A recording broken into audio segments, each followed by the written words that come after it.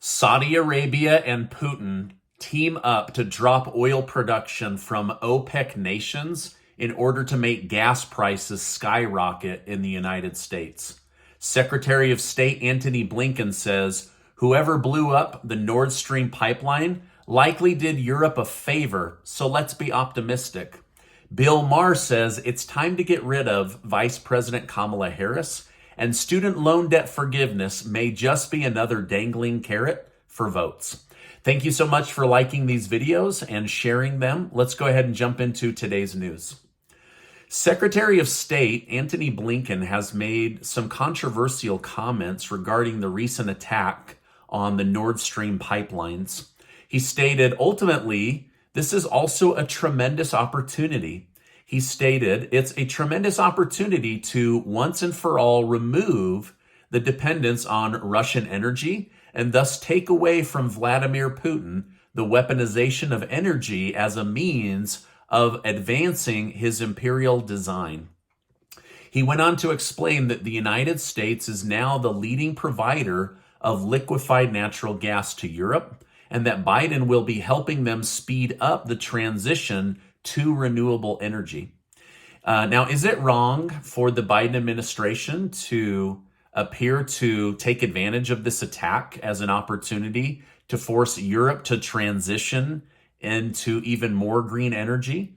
Or is this once again a country going into green energy too quickly, and it will ultimately hurt the wallets of the citizens? Let me know your thoughts in the comments. Should we be optimistic about this Nord Stream pipeline that was exploded? Or is this going to kick off World War III? Or is this going to make energy prices that much more expensive in the United States and over in Europe? Please let me know your thoughts down below. Popular Democrat talk show host Bill Maher has suggested that the Democratic Party should keep President Biden but drop Vice President Kamala Harris in 2024. He stated, "What I could see is replacing the vice president because she's not very popular anywhere, and it didn't seem to work out," referring to her control over the southern border and just about every other area that she's been involved in. Maher went on to expand the idea, saying that people are concerned about Biden's old age, but could that have more to do with the person that would follow him up, being Kamala Harris? Now, what do you think? Should Democrats get rid of Vice President Kamala Harris if Biden runs again? Or should she be their front runner? Or has she been a total disaster for the country? Let me know your thoughts down below. MSNBC legal analyst Neil Katyal has argued that former President Donald Trump will be charged for taking documents from the White House. Neil says that decisions will be slightly delayed because Trump was able to get a special master appointed from a judge. Despite the delay, Neil predicts that Trump will be charged in the winter of 2023. However, he said it may not stop him from running for president in 2024, but he is now suggesting openly on MSNBC that the former president will be charged for taking documents. Although, I don't know, what are your thoughts? It's now come out several examples of other presidents that have taken records that then had to be retrieved. Let me know your thoughts. All right, now the Wall Street Journal has broken a bombshell report that OPEC may be announcing Wednesday that they will be cutting output by more than 1.5 million barrels of oil per day. On top of this, the Biden administration has already committed to stopping the use of the strategic oil reserves right before the election. If these two events combine, that would be 2.5 million barrels of oil less per day. Now, right now, the price of gas is very much dependent on the output of OPEC plus nations. These Middle Eastern countries, as well as Russia. Russia is the plus in OPEC plus. They see this as an opportunity to make more money, hurt the United States, and produce less oil. Basically, use less of their resources while making more money and sticking it to the United States. Now, most countries around the globe are at the mercy of OPEC plus nations unless they can produce their own oil to offset the global price by injecting their own cheaper oil into local production. This has many analysts worried that the price of gas at the pump could dramatically increase after the midterm elections. Now, some have even speculated that President Biden went to Saudi Arabia this summer to ask the prince to hold gas prices down until the U.S. election was over, and that Biden would continue to denigrate local American oil companies in favor of OPEC plus oil companies. While others have speculated just the opposite, saying that President Biden went to beg Saudi Arabia not to side with Russia in manipulating oil prices that would affect gas prices and make Biden and his political party look bad. So, yes, we are dependent on OPEC for the global oil prices, but are they going to side with making money off of the United States of America, or are they going to side with one of their bigger partners, Russia?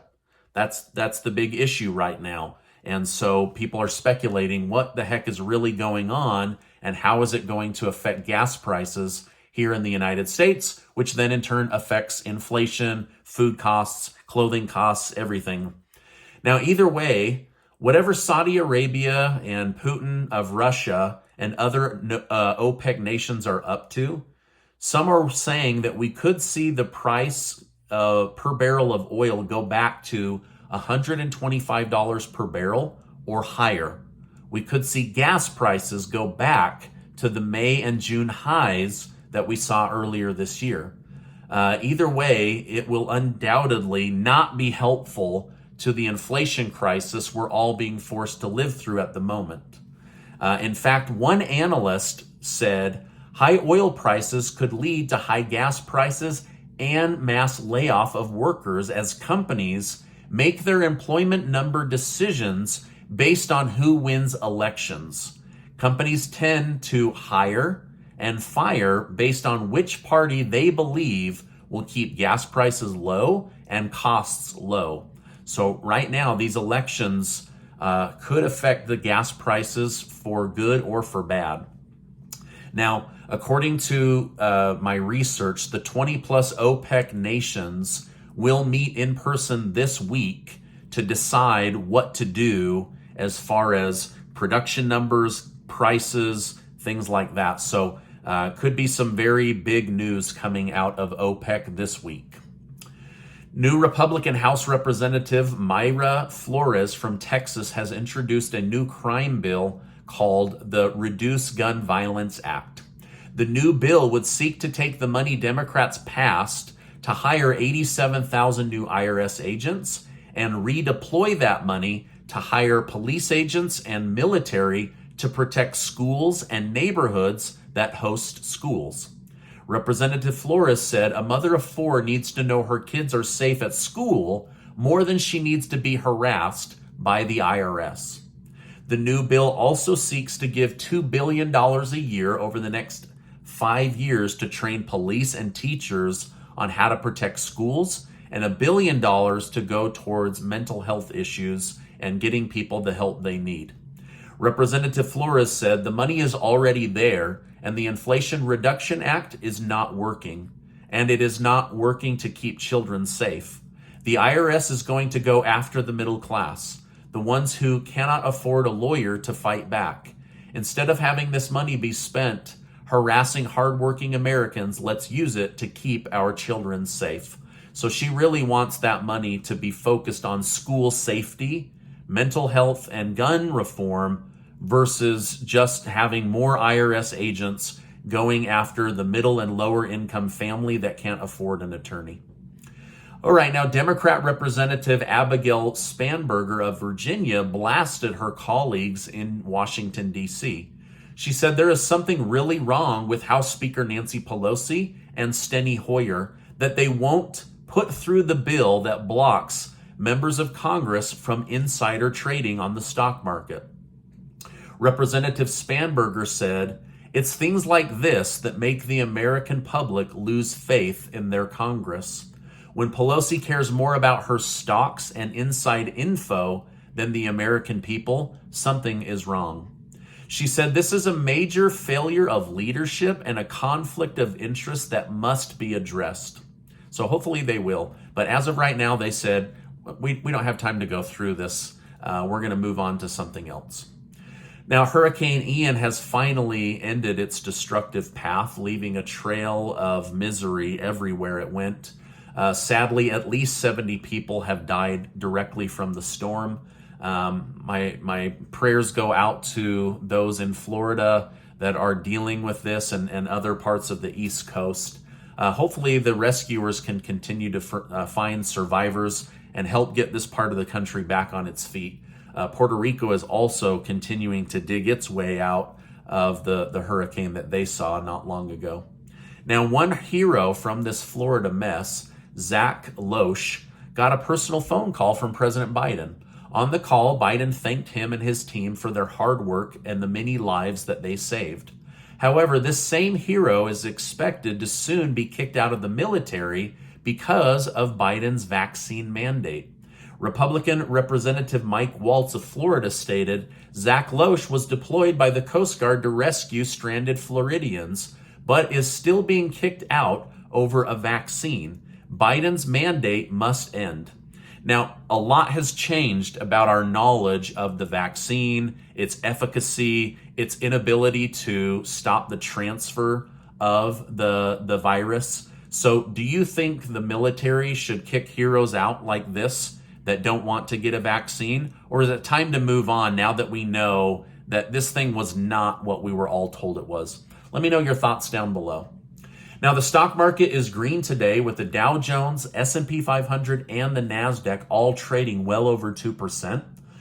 Many Wall Street experts, however, are broadcasting to Jerome Powell and the Federal Reserve the need to stop raising interest rates.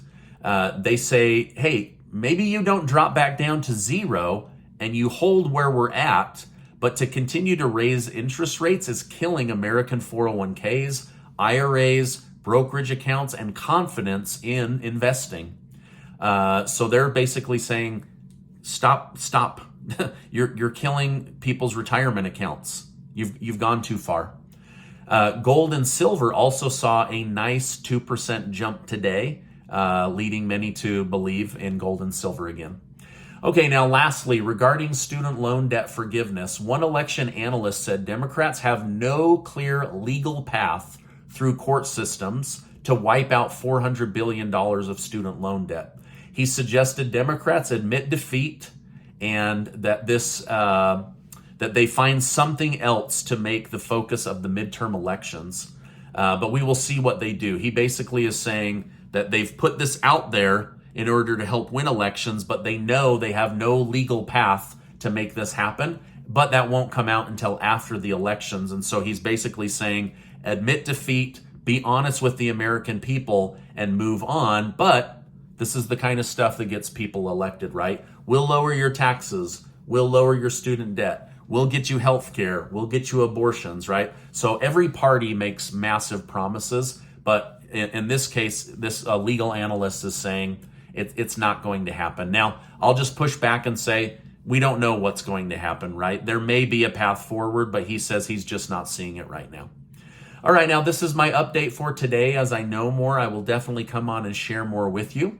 We've got a new giveaway going in our community. Casey and I are going to give away $8,000 thanks to generous video sponsors. 40 people will win a Freedom Lover hoodie and up to $500 in cash that they can spend however you want. I will say the majority of people will win a hoodie and $100, but a few of you are going to win $500, and so we're excited to be able to partner and give that money away. I'll make sure to leave a link down below. Now, before you go, I want to remind you that you are amazing. Make sure to check out this video and be subscribed to the channel. Hey, I appreciate you stopping by today, and I will see you on the next video.